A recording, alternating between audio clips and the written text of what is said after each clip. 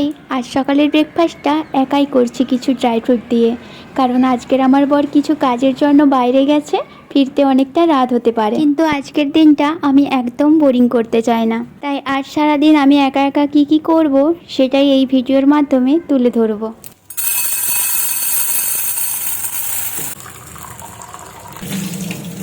ডালটাকে ধুয়ে ডালটা বসিয়ে দিয়েছি আর উচ্ছেগুলোকে গোল গোল করে কেটে ফেলেছি।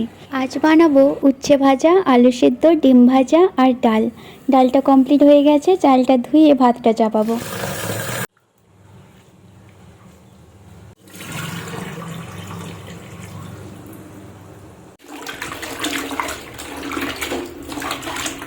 ভাতটা আর ভাজাটা হতে হতে ডেলি ওয়ারিং কিছু জামা ধোয়ার ছিল, তাই ধুয়ে রোদে শুকাতে দিয়ে নিচের এক দিদির সঙ্গে একটু গল্প জুড়লাম। তারপরে এসে দেখি ভাতটা হয়ে এসছে আর ওইদিকে উচ্ছে ভাজাটা কিন্তু একদম কমপ্লিট হয়ে গেছে। ওটা একটা বাটিতে নিয়ে তারপরে দুটো ডিম নিয়েছি, ডাবল এগ ফ্রাই করব আজকে। ডিমে একটু পেঁয়াজ কুচি, সামান্য লবণ আর লঙ্কার গুঁড়ো দিয়েছি।